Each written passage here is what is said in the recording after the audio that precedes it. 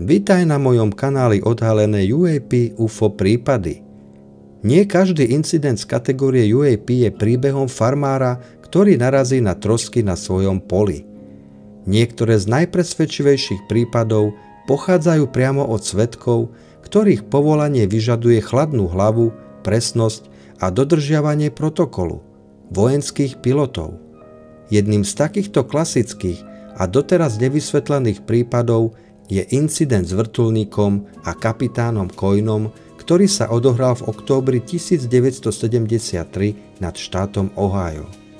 Tento nočný stret kapitána americkej armády a jeho posádky s tichým kovovým objektom nielenže ohrozil ich let, ale prinútil ich spochybniť všetko, čo vedeli o aerodynamike a navigácii. Je to prípad, ktorý prešiel oficiálnym vyšetrovaním a napriek všetkým snahám o racionálne vysvetlenie zostáva naďalej veľkou záhadou. Ale ešte predtým, než si ho rozpovieme, ťa chcem poprosiť o podporu tohto kanála tým, že mu dáš odber. Ďakujem. Zaujímavé videá môžeš tiež sledovať každý deň na mojej facebookovej stránke, ktorú môžeš začať sledovať. Dňa 18. októbra roku 1973 sa posádka vojenského záložného vrtuľníka označením UH-1A Huey americkej armády vracala na základňu v Clevelande z rutinného letu. 5-člennú posádku viedol skúsený pilot, kapitán Coyn.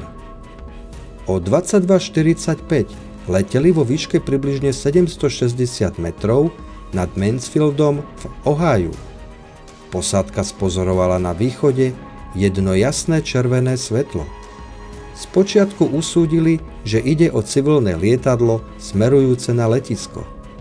Červené svetlo však nepripustne rýchlo rástlo, čo naznačovalo, že sa pohybuje obrovskou rýchlosťou a nachádza sa na kolíznom kurze. Coyn bol zdesený a okamžite začal s núdzovým manévrom, prudkým klesaním s cieľom vyhnúť sa nevyhnutnej zrážke. Zároveň ohlásil situáciu na riadiacu väžu. Ako sa svetlo približovalo, stalo sa niečo neuveriteľné. Objekt preletel priamo nad ich vrtuľníkom. V tom momente si posádka uvedomila, že nepočujú absolútne žiaden zvuk motora ani nič iné, okrem zvukov ich vlastnej helikoptéry. Neznámy objekt neskôr opísali ako veľký, v tvare predĺženej cigary alebo vajčka, so silne kovovým sivým povrchom s dĺžkou odhadovanou na približne 18 metrov.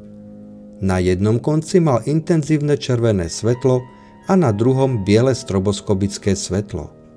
Objekt nemal žiadne krídla, chvost ani zjavné hnacie mechanizmy. Keď objekt prelietal nad vrtuľníkom, celú kabínu zaplavilo jasné zelené svetlo alebo lúč, ktoré vychádzalo z objektu. Kľúčovou a najviac šokujúcou časťou incidentu bolo správanie sa vrtuľníka. V momente preletu objektu nad strojom sa magnetický kompas otočil o plných 360 stupňov a rádio stratilo kontakt s väžou. Kapitán Coyn, ktorý držal ovládanie a prudko klesal, s prekvapením zistil, že ich výškomer ukazuje stúpanie, a to rýchlosťou asi 300 metrov za minútu. Vrtuľník samovoľne vystúpil až do výšky približne 1060 metrov, hoci pilot na to nemal žiaden vplyv a v skutočnosti chcel klesať. Kapitán musel aktívne bojovať proti stúpaniu, aby získal kontrolu nad strojom.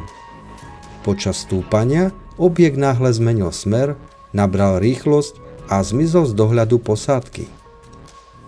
Posádka vrtuľníka podala po návrate na základňu podrobnú a oficiálnu správu, ktorá si vyžadovala riadne vyšetrenie incidentu. Americké letectvo incident aj prešetrilo a v rámci svojho programu pre nevyriešené prípady sa snažili nájsť racionálne vysvetlenie. Do úvahy prichádzali teórie ako stret s meteorom alebo nejakou ohnivou guľou a skúmali sa tiež radarové záznamy, či sa v okolí vrtuľníka predsa len nenachádzalo žiadne civilné lietadlo. Tieto domnienky nevedeli vysvetliť, ako došlo k narušeniu prístrojov na palube.